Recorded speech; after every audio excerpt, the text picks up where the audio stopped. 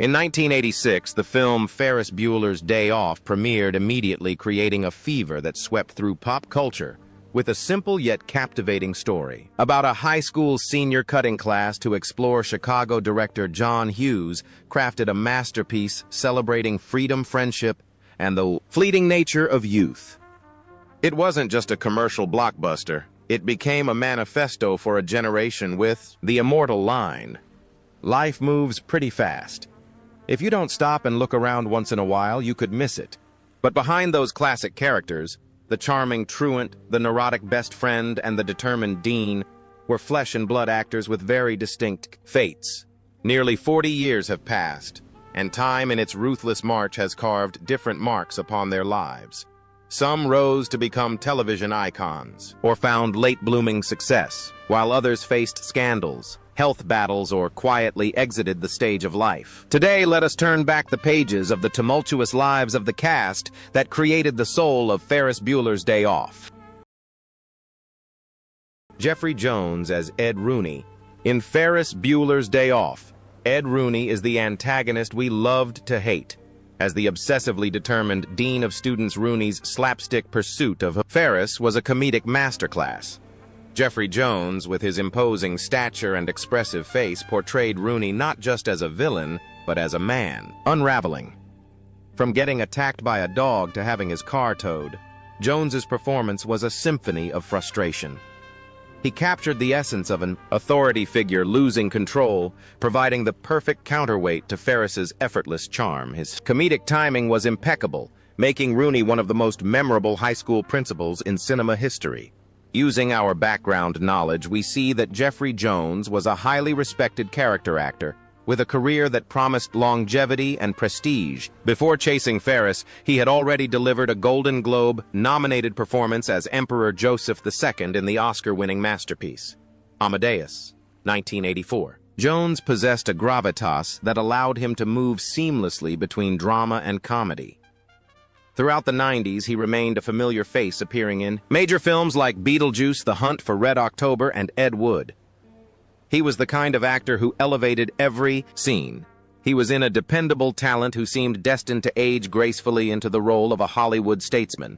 However, the script of his real life took a dark and tragic turn, shattering the image he had built. In 2002, a scandal erupted that would irrevocably tarnish his legacy. Jones was arrested on charges related to the possession of child pornography and the solicitation of a minor. The news shocked the industry and his fans. He pleaded no contest to a charge of soliciting a minor, a decision that placed him on the sex offender registry for life. This was not merely a career stumble, it was a catastrophic fall from grace. The offers dried up, and the industry that once embraced him turned its back. Jones retreated into the shadows, his presence in Hollywood becoming a whisper of what it once was. He appeared sporadically in very small roles, such as in the HBO series Deadwood, but the cloud of his legal troubles loomed large. His life became a cautionary tale of how personal demons can dismantle a lifetime of artistic achievement. Today, at the age of 78, Jeffrey Jones lives a life of near total obscurity. He is rarely seen in public and has effectively retired from the screen, not by choice but by circumstance. The brilliant actor who once commanded the screen in Amadeus and made us laugh in Ferris Bueller is now defined by the scandal that ended his career, leaving behind a complicated legacy of undeniable talent, overshadowed by unforgivable actions.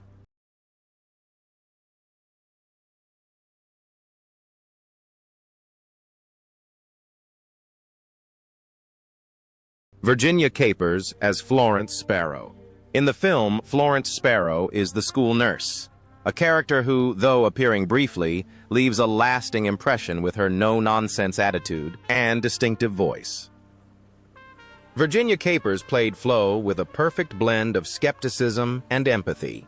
She was the gatekeeper of the school's infirmary, engaging in a memorable telephone duel with Ferris's father. Her delivery of lines filled with suspicion, yet professional courtesy, added a layer of texture to the high school setting.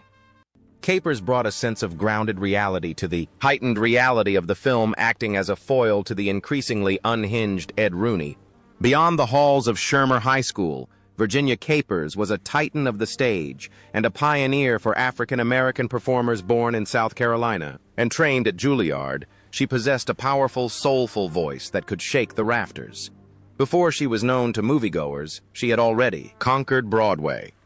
In 1974, she won the prestigious Tony Award for Best Actress in a Musical for her portrayal of Lena Younger in Raisin, the musical adaptation of A Raisin in the Sun. She was a force of nature, a woman who commanded respect the moment she entered a room. Her career was a rich tapestry of theater, jazz, and television. She was not just an actress, she was a storyteller and a songstress who toured with bands and brought the history of black music to life. On television, she became a familiar, comforting presence, often cast as the wise mother or grandmother figure, most notably appearing in The Fresh Prince of Bel-Air as Hattie Banks Capers. Was deeply respected in the industry for her professionalism and her warm, nurturing spirit. She dedicated her life to the arts, breaking barriers and paving the way for future generations of black actresses. She founded the Lafayette Players West, a theater company designed to showcase black talent, demonstrating her lifelong commitment to her community. The connection between her role and her life is one of quiet authority. Florence Sparrow ran her infirmary with a firm hand, and Virginia Capers ran her career with the same unwavering strength and dignity. She was a woman who knew her worth and demanded excellence, both from herself and those around her. However, the final curtain eventually falls for even the most vibrant souls. On May 6, 2004, Virginia Capers passed away in Los Angeles due to complications from pneumonia at the age of 78. Her death marked the end of an era for theater and character acting. She left behind a legacy of strength song and a body of work that proved there are no small roles, only actors with big hearts. Larry Flash Jenkins as attendance co-pilot.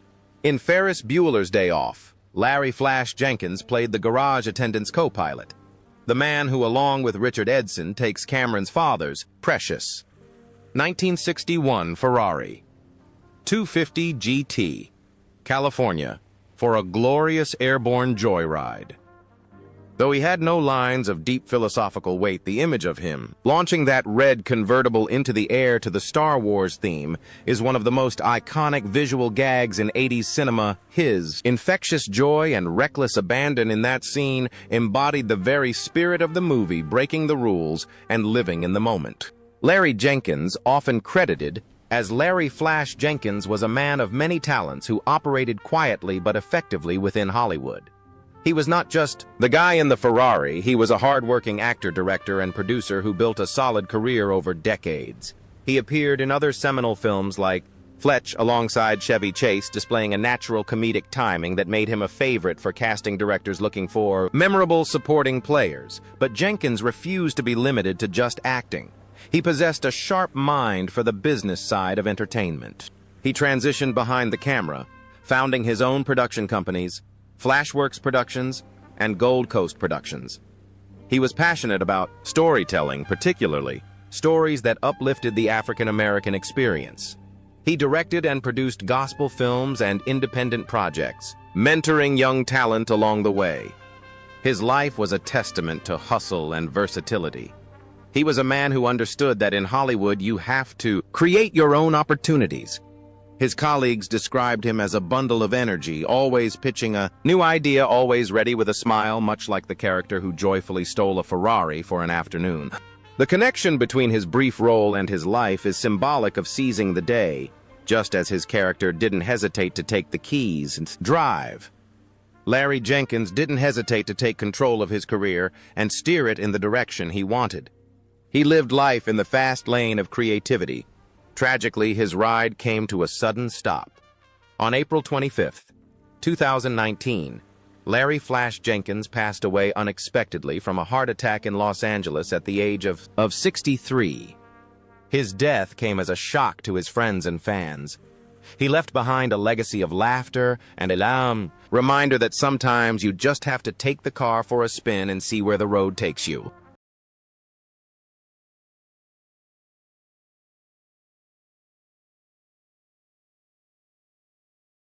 Cindy Pickett as Katie Bueller.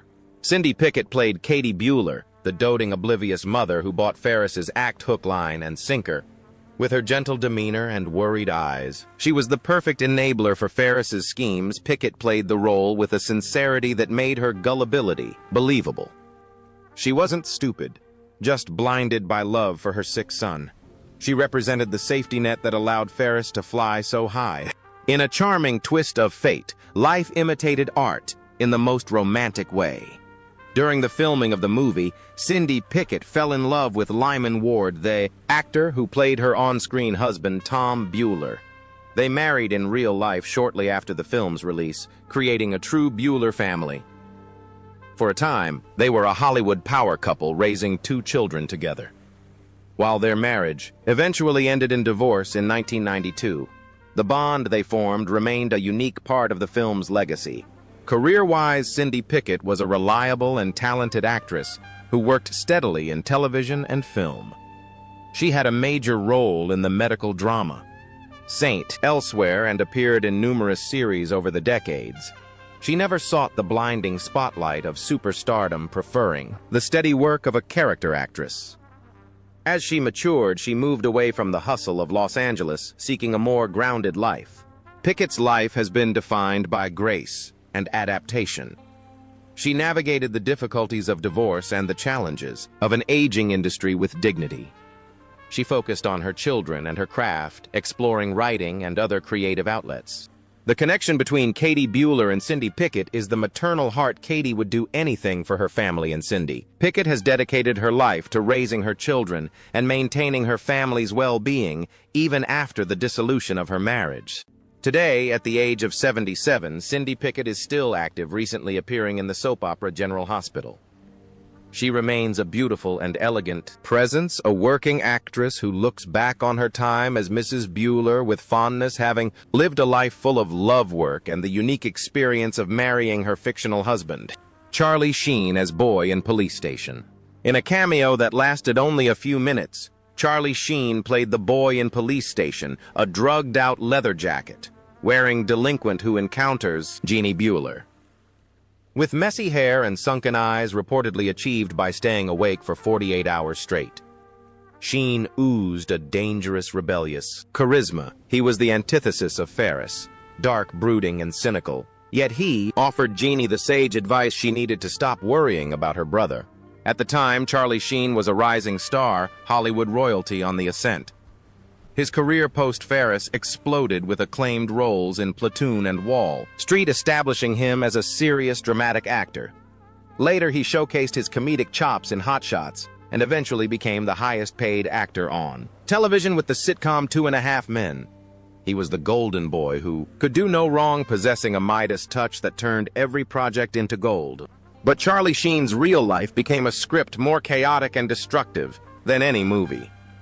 His struggles with substance abuse, alcohol, and volatile relationships became tabloid fodder for decades.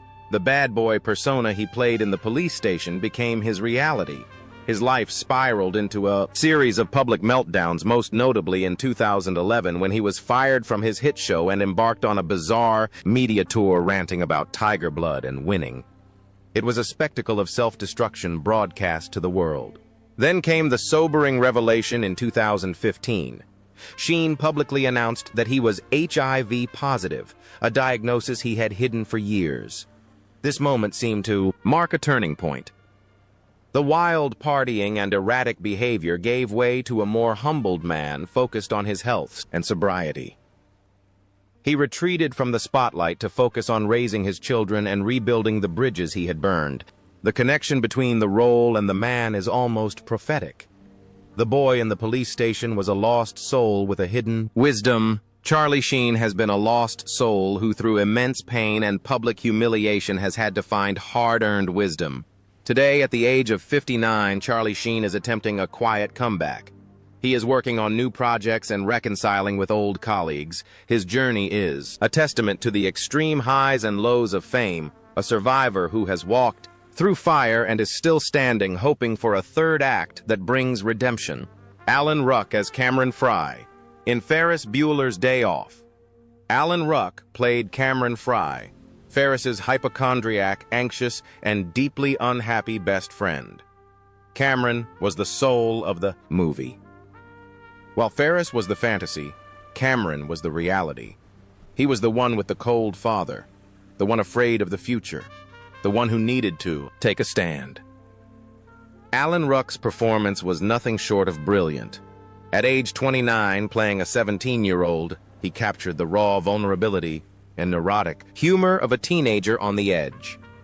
The scene where he destroys the Ferrari is a moment of pure catharsis that elevated the film from a teen comedy to a drama about self-worth. For a long time, the role of Cameron was both a blessing and a curse. Ruck was so convincing as the neurotic teen that Hollywood struggled to see him as anything else. For years, he worked steadily but quietly, taking roles in Spin City and Speed, yet the shadow of Cameron loomed large. He faced personal hardships as well. In 2002, he nearly died from a rare blood infection called streptococcal G, which led to a stroke and a collapse. He had to fight for his life and relearn how to speak and move, a terrifying ordeal that gave him a new appreciation for existence. But Alan Ruck is a late bloomer in the best sense. Just when it seemed his career had settled into the rhythm of a reliable journeyman actor, he landed the role of Connor, Roy in the HBO phenomenon. Succession, 2018 to 2023.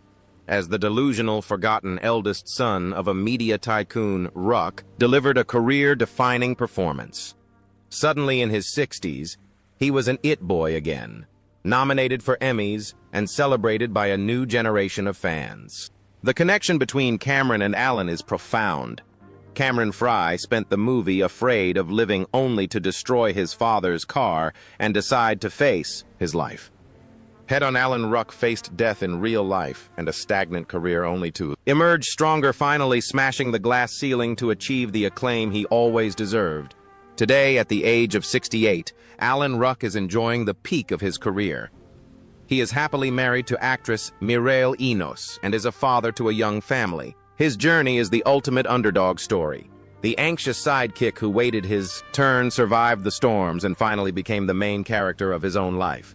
Lyman Ward as Tom Bueller. Lyman Ward played Tom Bueller, the naive but loving father of Ferris.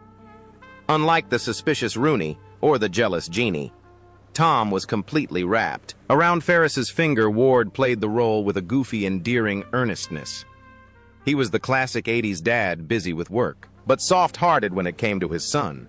His performance grounded the family dynamic, making the deception all the more hilarious. As mentioned, Lyman Ward's most significant takeaway from the film was his real-life marriage to his co-star, Cindy Pickett. Their romance was the sweet secret behind the scenes. Following their marriage and subsequent divorce, Ward continued to build a respectable career as a actor. He became a familiar face to moviegoers, appearing in hits like Independence Day and television shows like Jag and The Practice. Ward's life has been one of quiet consistency. He is not a celebrity who chases headlines. He is a craftsman who shows up, does the work, and goes home. He co-founded a production company and has been involved in the independent film scene in recent years. He has lived a quieter life, semi-retired, enjoying the fruits of a long career. The connection between Tom Bueller and Lyman Ward is stability. Tom was the provider, the steady presence in the Bueller home. Lyman Ward has been a steady presence in Hollywood for decades, a reliable actor who could always be counted on to deliver a solid performance. Today, at the age of 83, Lyman Ward lives away from the glare of the paparazzi. While he may not be a household name to the younger generation, his face remains instantly recognizable to anyone who grew up in the 80s and 90s. His legacy is tied forever to the Bueller family, both on and off the screen. Edie McClurg as Grace. In Ferris Bueller's Day Off, Edie McClurg played Grace, the school secretary with a towering beehive hairdo and a fiercely protective and slightly gossipy loyalty to Ed Rooney. She was the comic relief to the villain, convinced that Ferris was a righteous dude. With her distinct Midwestern accent and improvisational genius, McClurg turned a small role into a scene-stealing performance. She pulled pencils out of her hair and delivered lines with a folksy charm that made her instantly lovable. Edie McClurg's real life was defined by the joy of laughter. She began her career with the legendary Groundlings improv troupe, honing a quick wit that would serve her well throughout decades in Hollywood. She became a staple of 80s cinema, appearing in other John Hughes classics like Planes, Trains, and Automobiles. But her most prolific work was often unseen. She became a titan of voice acting, lending her unique vocals to beloved characters in Disney and Pixar films like The Little Mermaid, Wreck-It Ralph, and Frozen. She was a workhorse of the industry, a character actress who could fit into any ensemble and make it better. For decades, she lived a life surrounded by friends in the comedy community, known for her kindness and eccentric spirit. She never married, dedicating her life to her craft and her extended family of fellow performers. She was the quirky aunt of Hollywood, always reliable for a smile. However, the final chapter of her story has taken a heartbreaking turn, contrasting sharply with the sharp-witted Grace. In recent years, it was revealed that Edie McClurg is suffering from dementia. This cruel disease has robbed her of the sharp mind that made her an improv legend. Even more tragic, she became the subject of a conservatorship battle, with reports emerging of elder abuse and manipulation by those she trusted. The woman who played the competent know-it-all secretary found herself vulnerable and in need of protection in her own life. Today, at the age of 73, Edie McClurg is living under court-ordered protection. Her journey, once filled with the sound of laughter and applause, has quieted into a struggle for dignity and safety. It is a somber reminder of the vulnerability of aging, even for those who brought so much joy to the world. Ben Stein as economics teacher. In the film, Ben Stein played the economics teacher, a character who was never meant to be iconic, but became legendary with his droning monotone voice, repetitive Bueller, and dry lecture on the Smoot-Hawley Tariff Act. He personified the soul-crushing boredom of high school. It was an improvised performance. He was actually delivering an economics lecture off the cuff that stole the show. Stein didn't act. He simply existed in that classroom, creating a comedic vacuum that audiences found hysterical. Ben Stein's real life is a fascinating paradox, far more complex and colorful than the dull teacher he portrayed. He was not a trained actor, but a lawyer and a political speechwriter for Presidents Richard Nixon and Gerald Ford. He came from a family of intellectuals and economists. His appearance in the movie was a happy accident that launched a completely unexpected second career in Hollywood. He capitalized on his boring persona to become a pop culture fixture, appearing in commercials and movies and eventually hosting his own game show, Win Ben Stein's Money, where his vast intellect was on full display. Beyond the screen, Stein remained a vocal and often controversial figure in American political commentary. He wrote columns for major newspapers on finance and politics, maintaining his status as a serious intellectual despite his Hollywood fame. His life has been a blend of highbrow academia and lowbrow entertainment. He is a man who can dissect economic policy in the morning and judge a beauty contest in the afternoon. However, his later years have seen him court controversy with his conservative political views and comments on social issues, which have sometimes alienated the very audience that loved his movie persona. The connection between the role and the man is ironic. The economics teacher was a man no one listened to. Ben Stein is a man who has made a career out of ensuring everyone listens to him. He turned being boring into a lucrative and influential brand. Today, at the age of 80, Ben Stein has largely retired from the entertainment industry, but remains active in political discourse. He lives a life true to his principles, unapologetic about his views. His journey is a unique American story of how a political speechwriter became the most famous teacher in movie history, proving that sometimes a monotone voice can echo louder than a scream. Jennifer Grey as Jeannie Bueller. Jennifer Grey played Jeannie Bueller, Ferris's resentful and angry sister. While everyone else worshipped Ferris, Jeannie saw through his lies and burned with jealousy. Her character arc from bitter antagonist to a liberated accomplice thanks to a makeout session with Charlie Sheen's character was integral to the film. Grey portrayed teenage angst with a relatable intensity, her scowl becoming as iconic as Ferris's smile. Following the success of Ferris Bueller, Jennifer Grey skyrocketed to superstardom with Dirty Dancing 1987. "Nobody puts baby in a corner" became a legendary line, and she became America's sweetheart. She seemed poised to rule Hollywood. However, her career took a drastic and unexpected turn due to a personal decision. In the early 90s, she underwent rhinoplasty, a nose job. The surgery was meant to refine her looks, but instead rendered her unrecognizable. She famously said, "I went into the operating room a celebrity and came out anonymous." It was the career-killing moment. She lost the unique look that made her special. For years, Jennifer Grey struggled to regain her footing. She appeared in guest roles, including a poignant self-parody in Friends. But the leading lady status had evaporated. Her life was also marked by physical pain.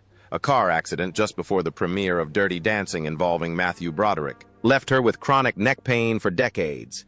Yet she did not let bitterness consume her. She married actor Clark Gregg, raised a daughter, and focused on finding happiness away from the spotlight. Her resilience shone through in 2010 when she competed in and won Dancing with the Stars. It was a triumphant return, proving that her talent and spirit were untouched by the surgery or the years. She embraced her past, reclaimed her narrative, and showed the world that she was more than just a nose job or a dance movie. The connection between Jeannie and Jennifer is one of finding peace. Jeannie spent the movie angry at the injustice of the world before finally letting go. Jennifer Grey spent years dealing with the injustice of a fickle industry, but eventually found peace within herself and her new identity. Today, at the age of 64, Jennifer Grey is entering a new chapter. Following a divorce, she has published a memoir, Out of the Corner, reclaiming her story with honesty and wit. She continues to act and remains a beloved figure, a symbol of resilience and the courage to reinvent oneself when life changes the script.